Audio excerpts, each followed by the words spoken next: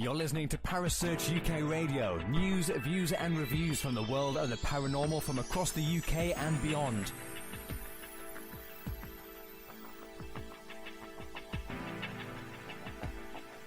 Find us on Facebook, Twitter and the World Wide Web. Parasearch UK Radio.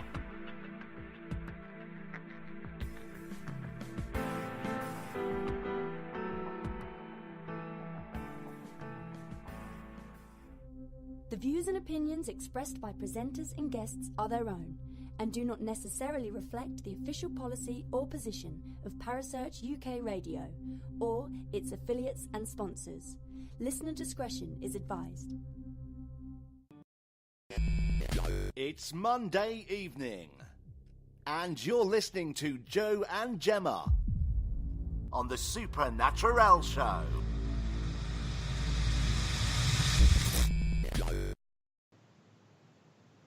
Good evening and welcome to this week's episode of the Supernaturelle show. You are joined by myself, Gemma.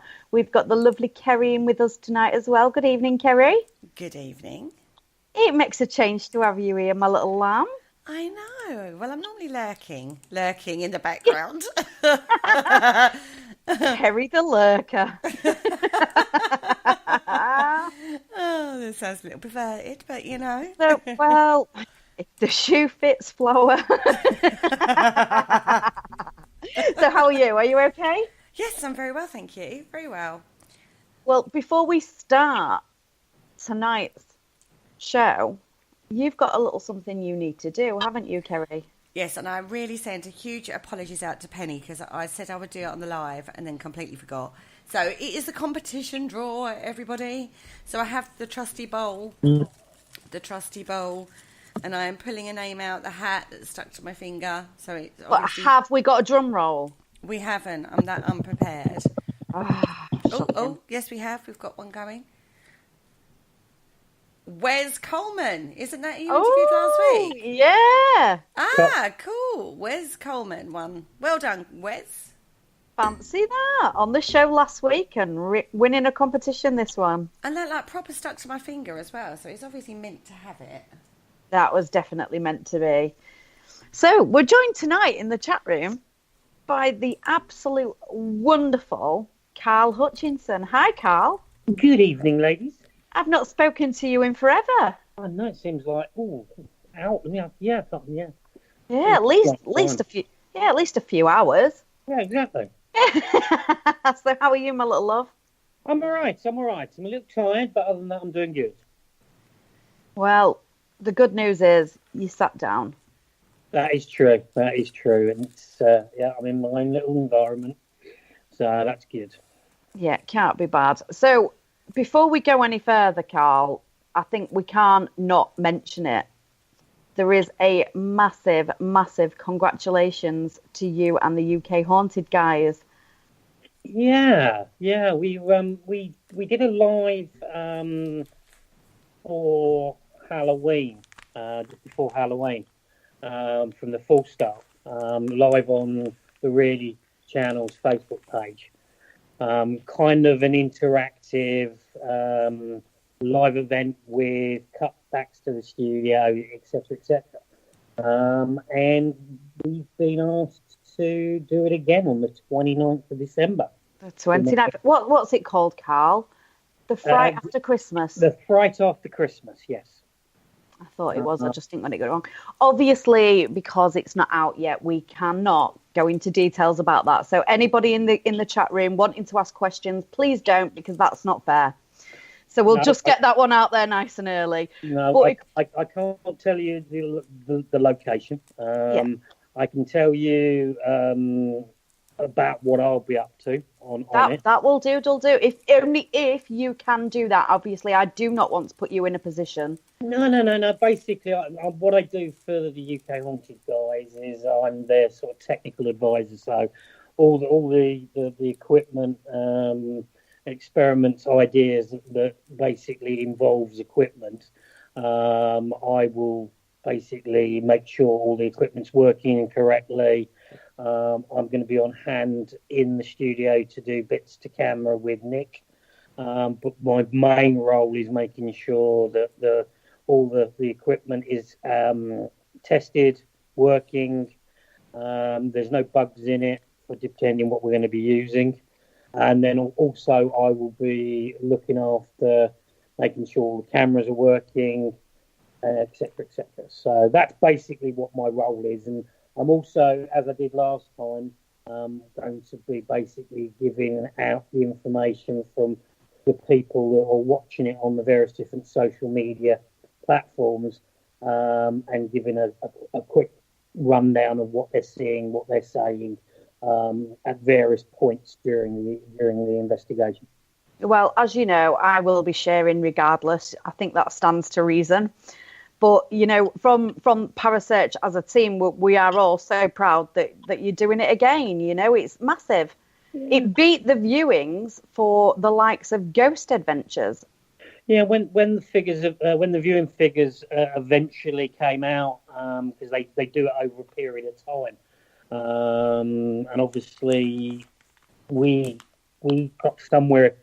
We were over 800,000 views. Yeah, which is huge. That is huge. Massive. Which completely and utterly knocked us senseless, because even a week after the show had finished, after we did the live event, we'd hit over 500,000 views, which at that particular moment in time had beaten some of the stuff that was actually on the terrestrial channels. Exactly. Actually on the Really Chat channel. So I've been saying forever and a day that it's about time we brought something new into the paranormal field. These TV shows are wonderful, but when you're an experienced investigator, they're not true. They're not true to form. You know, it's not interesting enough for an experienced investigator to sit and watch a TV show. Whereas with this Facebook Live, people are interactive, and I think that personally, I think that's the way forward. Yeah, I think that the main thing that I find really exciting about it is you guys that are watching it are actually telling us what they're seeing. They're basically pointing us where to go, where to investigate. It's 100% live. So we're going to have, as you saw last time, there's going to be all the different cameras. So we're going to be able for you guys to watch and be able to tell us what you're seeing, and then help us to push the investigation in a manner that you're actually what you guys want to see. Well, just proper ghost hunting would do for me. I'm a simple soul, as we all know. and no comments in the chat room before it starts. I can see what you're all saying. Everybody in the chat room may not be able to see us, but we can see what they're saying. So behave, everybody. But no, I'm so proud of all of you, really. I mean, you guys rock it. Yeah, we try to give what people want to see. We look at it in a completely from the viewer's point of view. We look at it and work out, right, what do you guys want to see? Do you want to see this? Do you want to see that? And then we'll change it up and we'll go for it. At the end of the day, the investigation team, Nikki, Alex, and Eamon, they're out there. In the studio, there's going to be Nick's going to be hosting it. I'm going to be in there as well. I'm also going to have somebody. We're going to have the person from Really TV as well. So it's going to be fun. It's hard work, but that is what paranormal investigation is. It's not. It's never easy, is it? Let's be realistic. You know, paranormal investigating is not easy. It does not come to you on a silver platter. You have to work for it. Yeah. And you guys have obviously done that. So 10 out of 10 to you guys. Thank you. But from what you was just saying, though, Carl, you know, about how you like to change things up when you're doing these Facebook Lives, that's no different from when you're investigating, is it? No. I come from the school of basically the equipment side of it. When I first started, obviously I was working with mediums and sensitives, etc.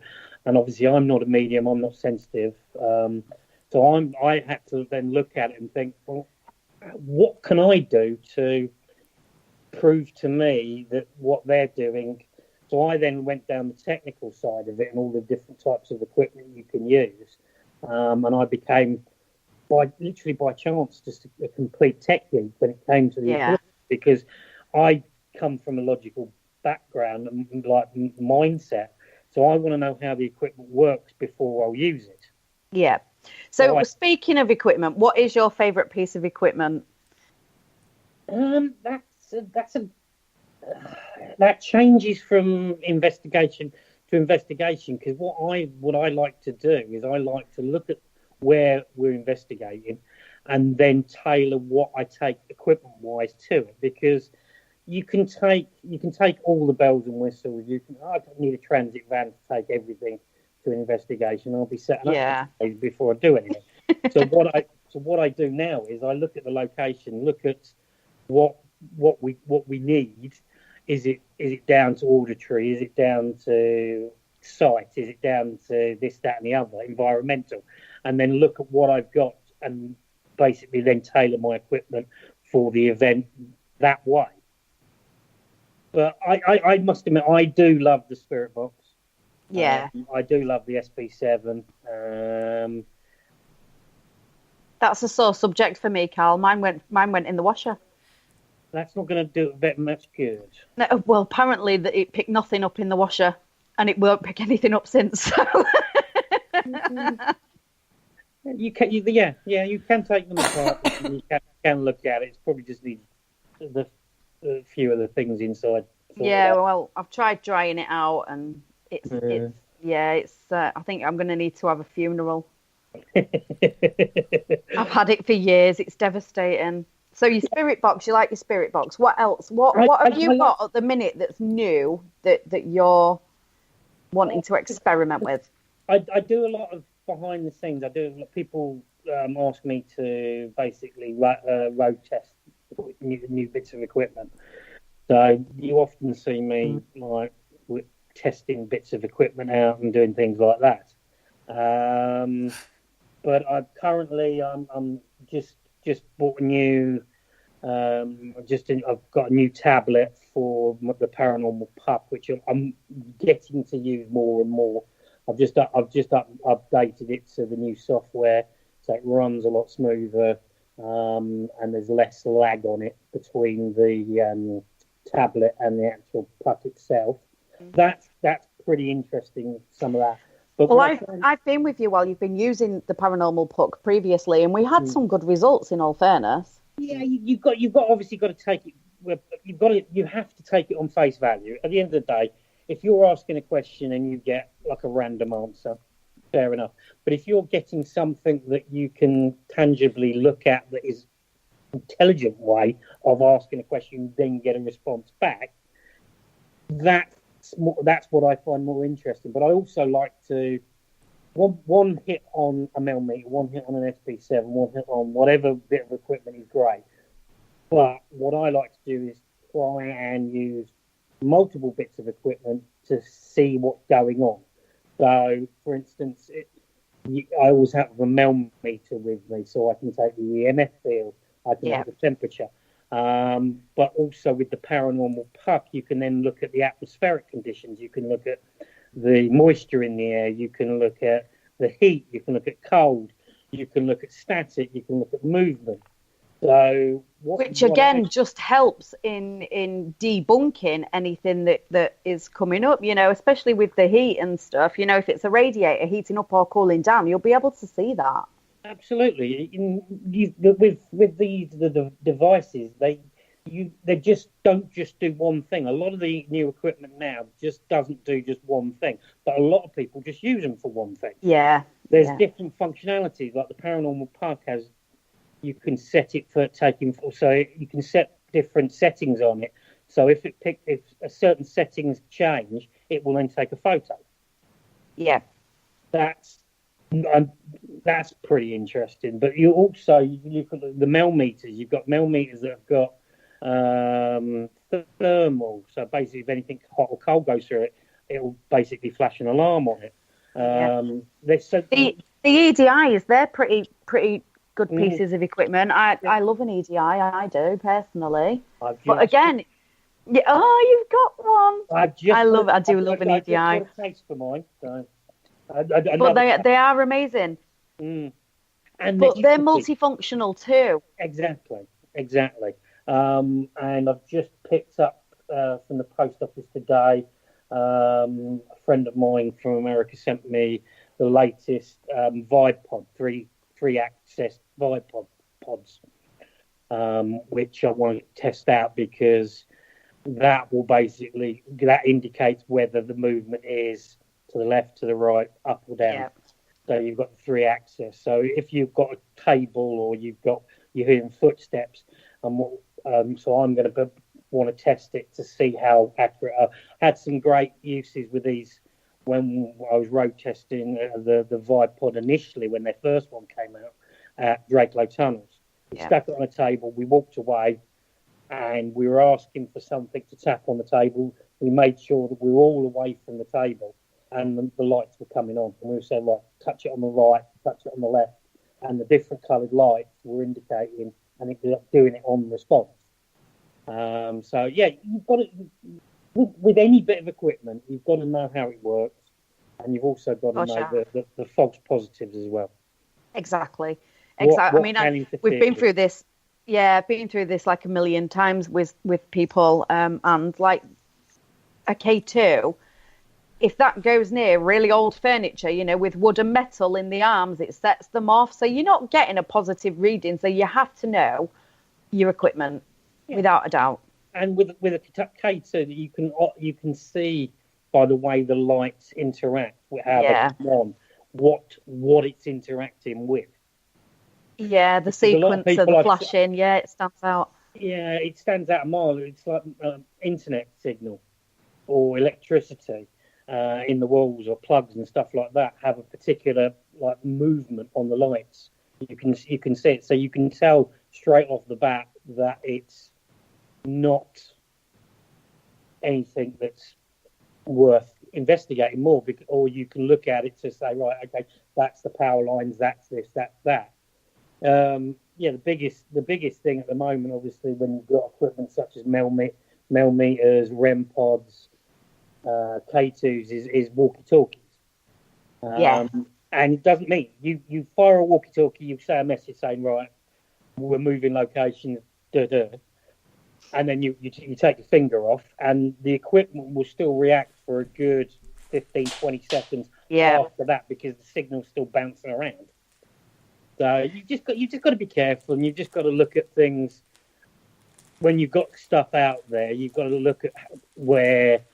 Yeah, you can use walkie-talkies. I'm not saying don't use walkie-talkies. I'm just saying use them in a way that you know that your equipment's going to get interfered with. And then but again, surely, as a paranormal investigator, you would test that before going on an investigation anyway. I know I did with my walkie-talkies, so I know exactly how far I've got to be away from my equipment, so it's not interacting with it. I know that. Yeah, it's like millimeters. They don't really get affected too much by mobile phone signal. Yeah. K2's big problem with mobile phone signal. REM pods have an issue with mobile phone signal, radio, etc., etc. So, and what also you've got to look at particularly with the REM pods at the moment, particularly the ones made by DAS, Gary Galkin ones and Bill Chappell ones, is that the batteries, if your battery is not 100%, they will give off a slow beep every so often. That potentially you could be in the middle of an investigation, you haven't noticed it. The atmospheric light as well on those ones tends to go off with the beeping as your batteries are starting to run low. So I totally get you with that. Wes Coleman in the chat room. Hi, Wes. He's just said, so it depends on the situation as to which piece of equipment Carl would whip out. Correct. I use that philosophy in my life, all not just in the paranormal.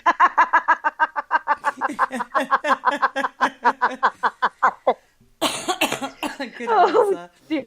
Oh, I'm not sure where I can go after that, ladies and gents. Let's just move on to what Nathan's asking. Nathan Clark, the paranormal detective, one half of the paranormal detectives, wants to know if you've had any embarrassing moments during investigations, Carl. In what way? With equipment or with me?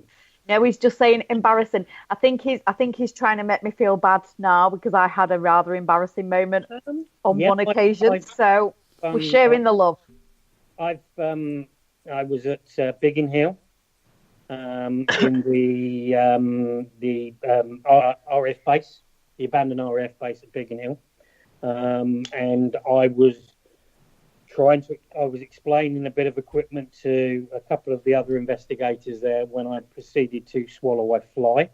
That was quite embarrassing. And the same night I was walking along, and one of the locations has a bit of an issue with pigeons, and I ended up standing on a dead pigeon. That was quite embarrassing. Did you remove the pigeon after? No, I left it. It was all over my shoe. So, yeah, at the end of the day, you're going to have embarrassing moments when. Of course you are. I've had. I think if you want to, I've had an embarrassing moment on Ghost Adventures when I appeared on Ghost Adventures. When you see me freak out and throw the SP7 at Aaron Goodwin because of what was coming out of it, I literally freaked out and threw it at him. To be fair, I think Aaron's used to that though, isn't he? So I wouldn't have thought he'd have batted an eyelid if I'm honest. Well, yeah, he does. You do hear him saying, "Don't give me that." Don't give me that. But yeah, and I just threw the SP7. So I've had embarrassing moments. I forgot there's a camera, and I'm standing there and I'm picking my nose or scratching myself or whatever. You do all that sort of stuff. You do. Exactly, because it's dark. But we've had this conversation before about items of clothing and night vision cameras, etc. Yeah. Most paranormal investigators, especially women, mind you, men are just as bad for it, but especially women, we will all go in wearing all black. Yep. Leggings are the worst. Black leggings are the worst on women because on a night vision camera, they're completely see-through. I've never worn black turns white turns black. So, your alterations of the colour. So we go in thinking, I'm going to wear all black because A, it'll make me look thinner. And B, it's dark clothing. It's going to look really good. Yeah. And you also, with the night vision cameras, when you're wearing black, particularly. And white underwear. White underwear stands through, so we know what type of underwear you're wearing on camera. It's safe to say I've done that one. I will hold my hands up to that. I have done that. Yeah, and the ones that don't wear any underwear, it's you just got to remember that. That's only on a Monday night, to be fair, Carl. But yeah, you're going to have embarrassing moments. You're going to have funny moments. I stood up in front of probably 50, 60 people when I spoke at Sage Paracon 1. And I was talking about a trigger bear, Rufus. And I basically said I was going to interfere with the bear. And everybody just started laughing. And I just kept on going. And it was only probably about 3 minutes into it, I realised what I'd said. You see, I'm a bit like that though, Carl. I say stuff and then I'm like, why did I say that? Yeah. Why did I say that? I'm an intelligent person. I can form words very well. But at times I just choose not to. Yeah, exactly. Especially when you put on the spot. I've done EVP sessions and I've completely fluffed the question and it sounded silly, rude or whatever. But sometimes you get good responses back because you're having a bit of humour. Exactly. Yeah. Good energy and laughter is one of the best energies you can put out there. So a little bit of humour in an investigation, I think, goes a long way. Yeah, because at the end of the day, we're in these locations for long periods of time. You're in the dark for long periods of time, and sometimes you need to break that. You have to break it with a little bit of humour. Yeah, of course you do. because if not, you just go, you'll for 6-7 hours or whatever we do in a location, and if you're serious for the full 6-7 hours, you walk out completely and utterly stressed out your bombs. And drained, completely drained. You would have no energy, no nothing. You would be as flat as a pancake. Yeah, your energy would just be gone. Yeah. So I've just been asked by the lovely Sam, hi Sam, just to ask you about your experience at Zach's museum. Thanks, oh God, Sam. we're going to be here all night. I had. There's somewhere in the region of 40, 44, 45 rooms at Zach's museum. I made it round 7 before I had to be escorted to. I'm going to say escorted because I was escorted because my legs had gone and I was completely and utterly.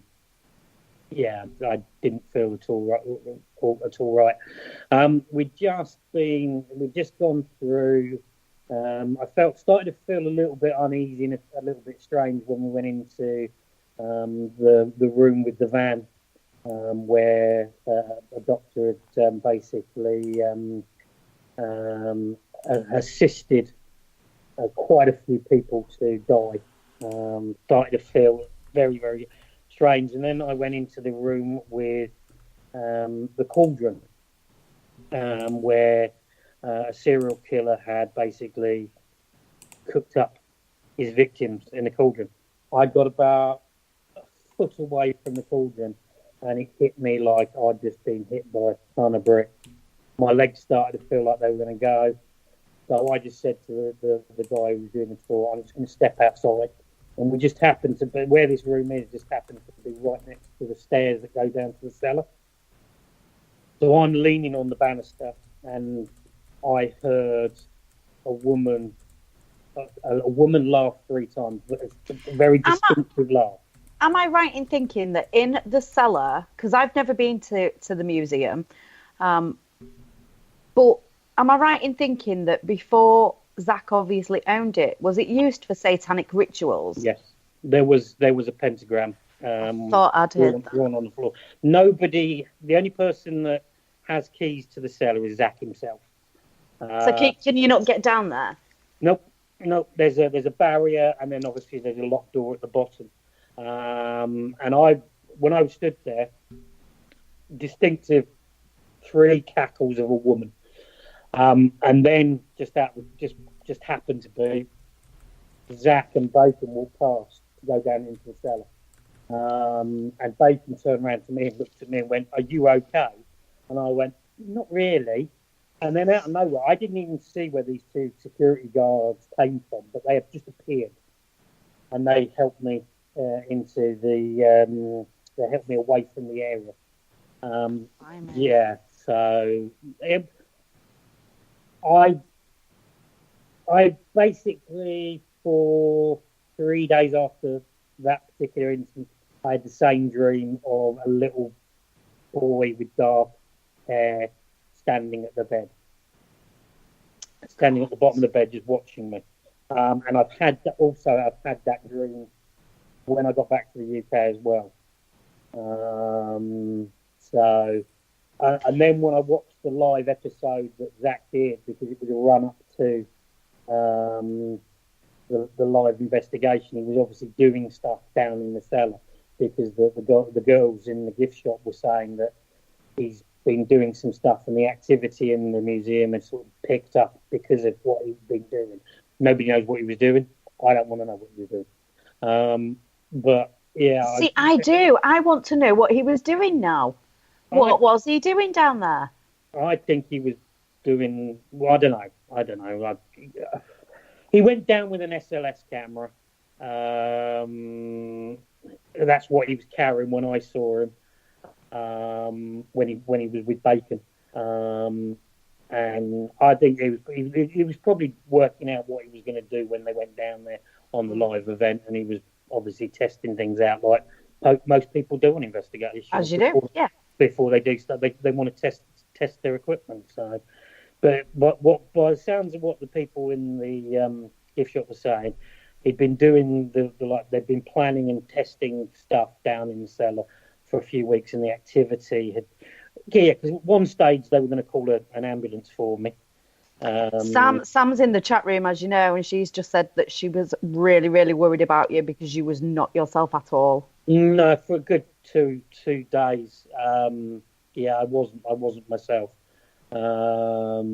Yeah, I don't know. Just something affected me.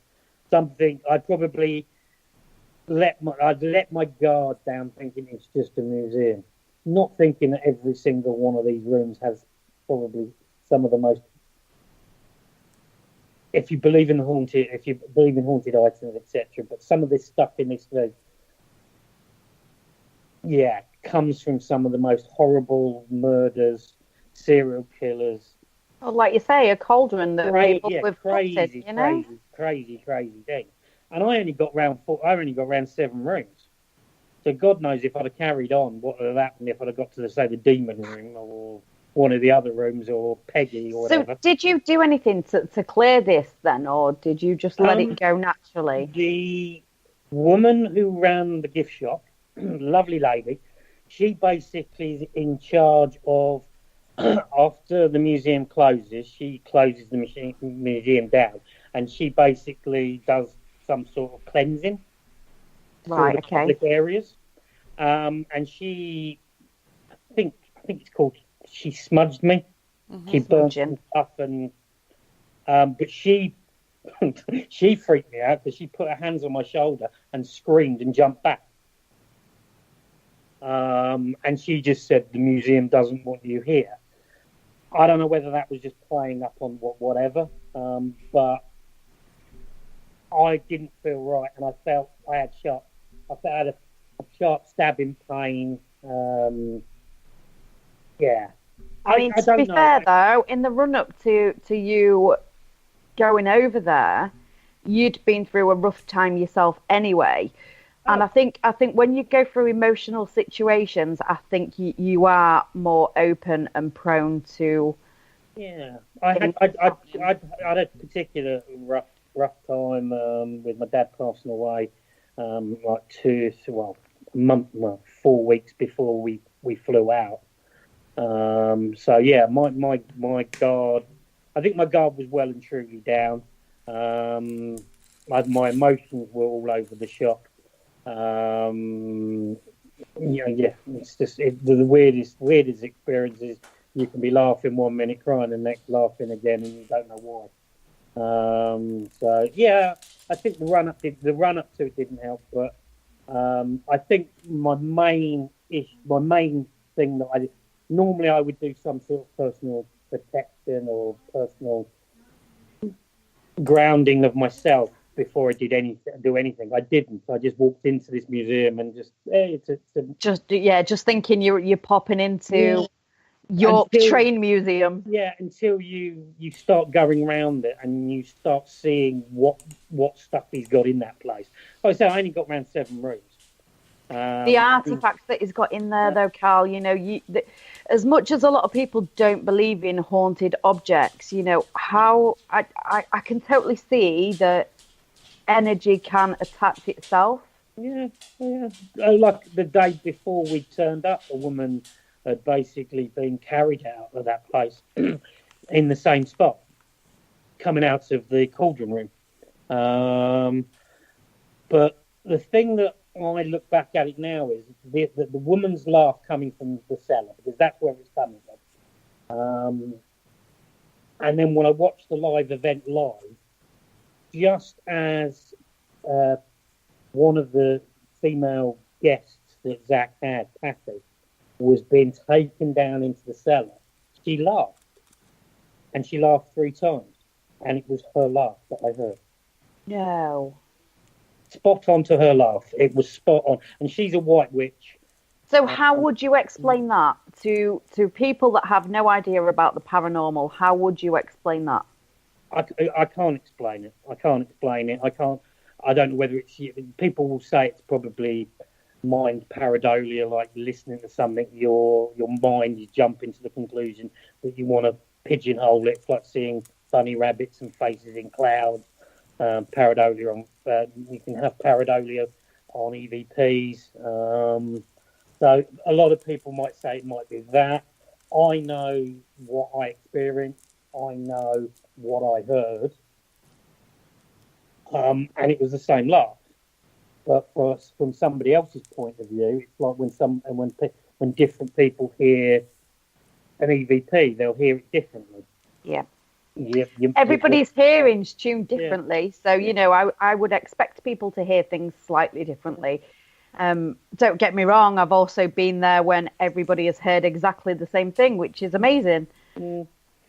But I think the thing that is the thing that I really didn't like is the nightmares of this little kid.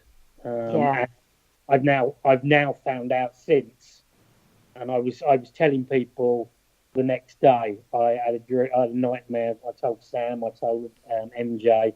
I was telling people that are quite respected in the field, and they were saying, "Hey, let's keep an eye out." I had it for 3 nights after going to the museum, to the point where I woke up screaming. And I've had it here when I got back to the house as well, when I got back to the UK. But I didn't know about there is reports.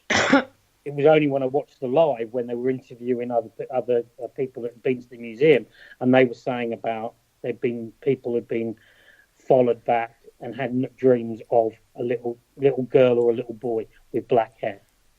See, Sam's still in the chat room, and Sam said that they've had people faint in there, people with nosebleeds, scratched. So it's not something that's uncommon. No, they had one woman in just before they went into the Dibbit box room, who absolutely freaked out and had to be restrained and carried out. They've had people out literally outside of the museum just flipping out before they've even got into the museum. So the energy that comes from that building must be immense. I mean, I've never been. It is on my list of things to do. I really do want to go and experience it for myself.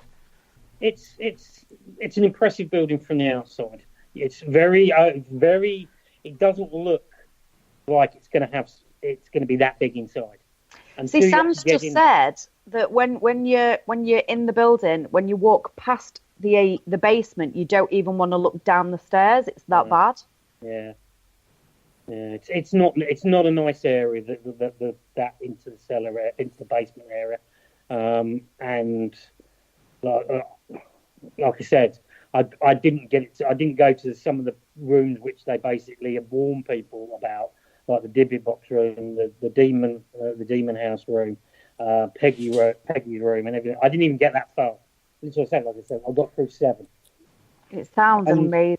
I was contemplating, because Sam went back a couple of days later, and I must admit I started to feel better, and I'm just thinking, yeah, I'm going to go. And then I changed my mind at the last minute and went, nah, I think I'll just stay at the casino and gamble. That would have been your subconscious just telling you that you're not quite ready for that yet. Yeah, I don't think I was ready to do it, and I have like a lot of people saying that, well, how often do you investigate and stuff like that? I took a sabbatical from actual investigating for a while. Still did the equipment side, still helped out with the equipment side, but I took a step back from actual investigating for a little while because I needed to reevaluate me for a period of time. So. Exactly, and you know what it's like, Carl. The longer you do it, the longer you're a personal investigator. I've changed my mind now. I'm a personal investigator. The longer you're a paranormal investigator, the more open you become as well. Yeah. You're in that environment.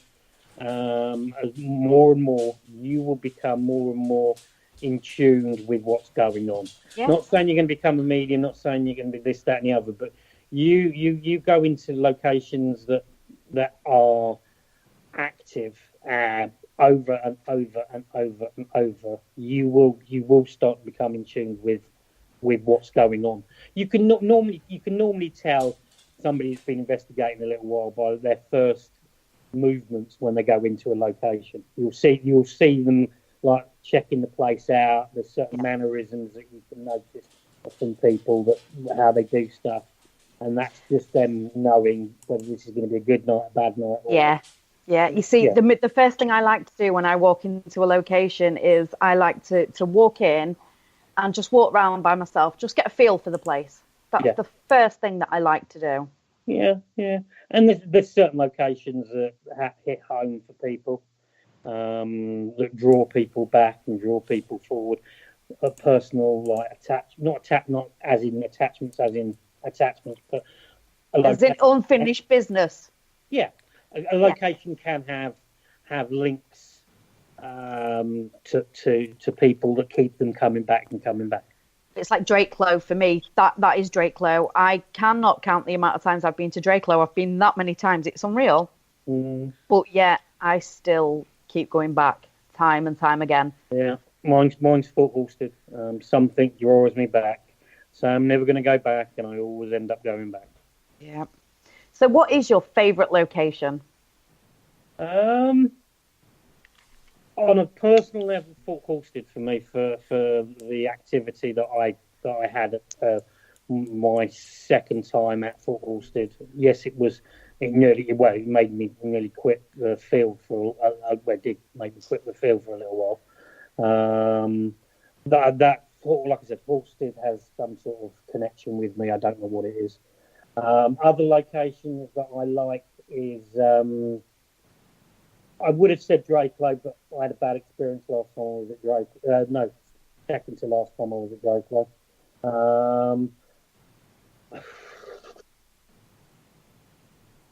I must admit, recently I investigated with Barry Guy at Hatton Court in Milton Keynes. Great location, cellar-wise, unbelievable. Everybody was seeing things out the corner of their eyes. When they were doing the opening speeches and stuff like that to introduce the thing, people were seeing things on the stairs, like somebody coming down the stairs to look at what we were doing. Great location. First time I've been there, amazing location. But you've got the old favourites like you've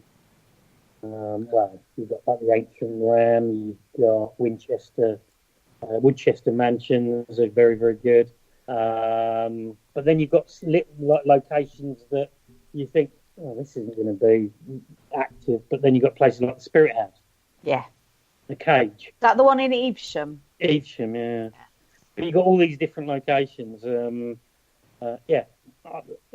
must admit, the amount of locations I've actually been to, it's very, very difficult to name one favourite location. I think when I was asked this question before, I think I ended up giving a list of about 10. I'm just the same. I'm like, well, there's this one, but then I really like this one, and I like this one too. And it's like, oh God, I can't do it. I just cannot do it. But then each location you can go 20 times, and each time you can get a completely different response. So a lot of the time it is like going to a new location, only you know the layout. Yeah, absolutely. It's the same. It's like I've been a couple of times to the Old Nick up in Gainsborough. Oh, I love that place. That each time, the two times I've been, different investigations, different experiences in areas that I didn't have stuff go on previously. But I've been to like North Fall down in Weymouth, great location. Landguard Fort in Felixstowe, another great location. And then there's places that through what I've done that you would never even think about getting into. Like we were invited to investigate by Landguard, who are basically run the military. They're the company that run all the military locations for the military, and they asked us to come and investigate a location. Yes, we had to jump through a load of red tape, etc. But you just sit there and you just think, if I wasn't doing this, there's no way I'd be standing here in this location. But you think that's another reason for us to be thankful for what we do, because we get to visit these absolutely stunning locations that if it wasn't for paranormal investigating, we probably wouldn't go. No, exactly. I always remember I went on a school trip to Leeds Castle, and I wanted to know what was behind the barriers. What was behind those little corded off areas, behind the velvet curtains, where people were going. Why weren't we allowed to go in there? And when doing paranormal investigating, you ended up, hang on, I can do that when I'm in the location. I can go through there. And even if you're not supposed to, you might just sneak anyway. Well, yeah. It's like if you do locations like the Falstaff, and you're walking around the Falstaff at 4, 5, 6 o'clock in the morning, and you just think, and you're walking in the shop area, you're walking in their private area, and you're just thinking, I wouldn't be normally doing this. No, sitting in the attic. Yeah. You know, you won't be sat up there in the middle of the day. No, because you can't get up there. Well, there is that. Because it's behind one of the displays. But yeah, I'm truly, truly, truly thankful for the experiences and the locations I've been to. The doors that have been opened through friends that I've met through this field. It's like if I hadn't been a paranormal, there's no way I would call people like Jeff Belanger a friend. Exactly. And all the amazing people I've had, the amazing people I've had a drink with, the amazing people I've done silly things with on, say Paracons, people I've met. And without the paranormal field, or paranormal family, as I always like to call it, I wouldn't have had these experiences. I wouldn't have had people that go out of their way to see if you're all right. What went on with my dad, I had people that took time out of their own day to basically message me, and you think you're Jeff Belanger or you're so and so, and you're actually taking time to ask how I am. Yeah. And that's why. As many faults as there can be with the paranormal field. Yeah. When somebody's got a heartbreaking time, people are there, and it is so nice. Absolutely. And if the family that I have in the paranormal field is amazing. It's like, obviously I help out. I do all the tech stuff for MJ at Sage Paracon, and I set up all the speakers, displays, computers, etc., etc., etc. And the family that the site, like when we've spoken to MJ, Kerry's spoken to MJ, you've obviously spoken to MJ. Yeah. There is a true tight family feeling. Yeah, there is bond. Yeah, and that I think is amazing. That is what I love about what I do. Yes, a few years ago I did like the paranormal field because I was having a rough time from it.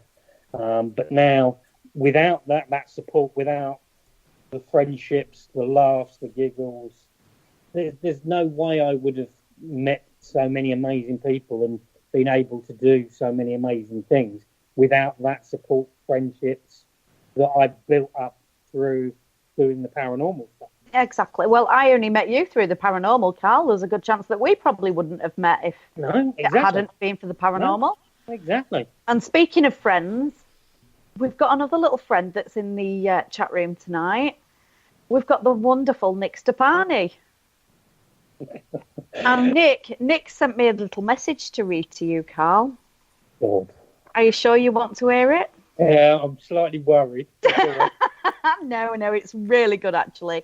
Nick just simply said, love to Carl. I've never seen him pick his nose. Is that what he said? That's all he said. Nick's on best behaviour tonight.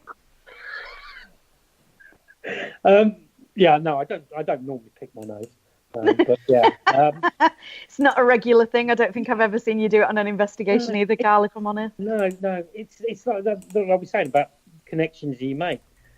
I wouldn't have met Nick without the paranormal. Yeah. I met him for the first time, and we clicked like we'd known each other for donkey's years. In all fairness, though, it must be really hard not to click with Nick. And I know you're listening, Nick, but you are slightly crazy, and I think that's just why people love you, to be fair. Yeah, but that was it. It was the banter. It was the bouncing off each other that we had. And that was within a couple of seconds of meeting each other. We're cracking jokes. We're taking the mickey out of each other. Everything that people who have met for the first time 30 seconds ago shouldn't have been doing. But that's what we were doing. Nick's great. I absolutely love working with Nick. Like I said, I've met some amazing people through this field. Yeah, and it is. It's like a family. It's close, you know. Like, well, Nick's going to be your on-screen man, isn't he, for the live that's coming up? So, congratulations, Nick, if you missed that. Sorry, I just said congratulations, Nick, if you missed the start. No. Nick's amazing. Nick's amazing on camera, and he's the same character. No, I know he is. He's what you see on camera when he does his little musical bits, when he does his bits to camera, or his funny little anecdotes, or his snaps. And anybody that's not following Nick on Snapchat needs to follow Nick on Snapchat. You will smile, you will laugh every time he posts something. But Nick is exactly the same off camera as you see on camera. But then so are you. Yeah, that is true. I am. You're exactly the same, you know. You are. What you see is what you get. You know, you are a proper gent. Yeah, I can be quiet. People sometimes see me standing, particularly at like events. Initially, I'll stand back and I'll just stand at the back of the room, just assessing the situation. And it's not because I'm being offish. It's because I'm seeing the people. And the bigger picture. Yeah, and seeing how it goes, and then I know what I'm going to do, because I'm always thinking, right, with equipment, what am I going to do? Right, that person over there, I can see that. Right, she was going to be happy to just take the paranormal puck and type on the laptop, where other people might be a little bit more reserved. Well, I'm just judging what people are going to do. So when I give them a bit of equipment, they're not going to go and freak out. So. Oh, it is funny. So what have you got coming up, Carl? Other than obviously the live. I've got the obviously the big thing coming up and pretty quick. Under 2 weeks. It's extremely quick now, isn't it? Extremely quick. Obviously the live.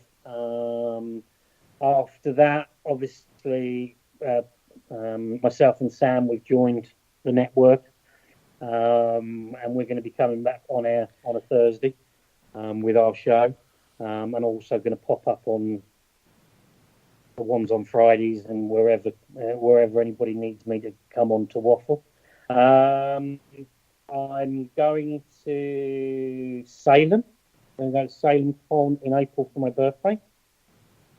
What's happening? What's happening at Salem? It's Salem in Massachusetts. It's a paranormal convention, similar to Sage Paracon, but obviously in America. MJ Dixon, who I love, and who's my major part of my family, goes, and she's been telling me for 4 years to get your ass out to Salem, and I decided as it falls right on my birthday, I'm going to go. So flights booked, accommodations booked, tickets booked. So yeah, I'll be flying out to the States and hanging out with some friends on the American circuit that I haven't seen for a while. Frank Sinelli, Scott Grimwald, people like that, John Zappis.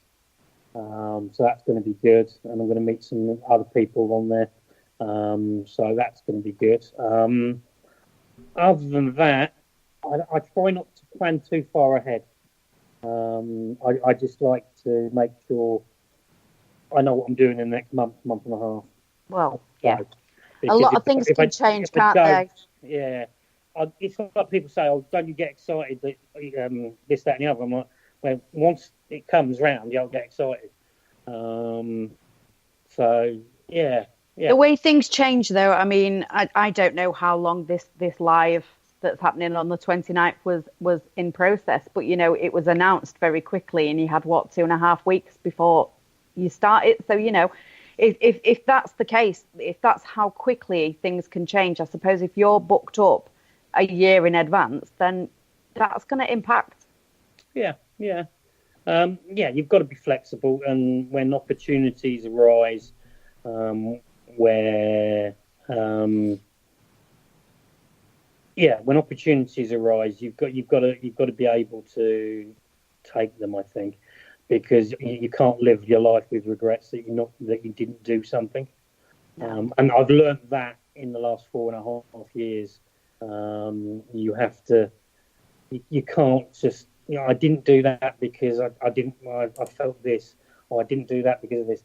If you want to do something, do it, because if you don't, you'll just go through life regretting it. And that's exactly. That's with me. I always was putting myself second. I wasn't putting myself first. That makes sense when it came to certain things. And certain things, I'm too nice, and I should, in the past, I shouldn't have said yes to certain things, because it drove me ragged. It literally I was flying around here, there, and everywhere.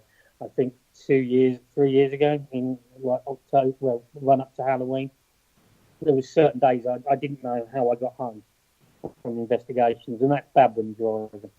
Yeah, well, I completely agree. I remember doing a weekend in Scotland, and then driving home at 3:00 in the morning after the event, all the way from Scotland. It was like a 7.5-hour drive. And when I got home, it was like, how did I get here? And then the thought was like, hang on a minute, I really shouldn't have done that. Yeah. So at that point, I took a step back, and I was like, I am not doing these crazy weekends with no sleep anymore, because it's not safe. No, you've got to be safe. You've got to be safe in this field, and you should have people around you that you know, that you trust, that will say, hang on, you need to either sleep, eat, because sometimes I forget to do that. And I'm with you. People have a pop at me at that. Like, it's like, you should really eat. I was told that several times in Vegas. But don't you find, though, you get hungry, but you're doing something, and then the hunger goes away, and then you just can't be bothered, and you're not hungry, so what's the point? Yeah, well, I didn't see daylight for 3 days. Yeah, that's not really going to help. No, it wasn't really helping, but you're in Vegas, you're having fun. You're having fun with friends, and you didn't realise that you actually hadn't gone outside. And you didn't come back married? I didn't come back married, no. It's got to be a win for Vegas, hasn't it, surely? Yeah. I did go to a wedding, but I didn't personally come back married. But yeah, you wasn't the groom, so it didn't count. No, I wasn't the groom. Or the bridesmaid. Or the bride. Anything like that. Oh, bless you. Well, unfortunately, Carl, we are right out of time. As always, it has been an absolute pleasure talking to you, and thank you so much for joining me. That's quite all right. My pleasure. Can't believe that's an hour. Well, it just flies by, doesn't it? It does indeed. And to the UK Haunted team, good luck. Hope it goes really well. Kerry, I'm going to hand over to you for your last little bit, because I know how much you like your little click, like, share and subscribe. Oh, okay. Myself... Oh, sorry. Go on. From myself, thank you very much for listening, guys, and we will see you after the holidays. And if you miss any of our shows whilst we're on our break, go over to our YouTube channel, and you have to click, like, share and subscribe. Good night, everyone, and Merry Christmas. Did you cut us off? Kind of. Thank you for listening. We're not Don't forget to join us for more shows throughout the week. Find us on Facebook, Twitter, and the World Wide Web to keep up to date with all the shows right here on Parasearch Radio.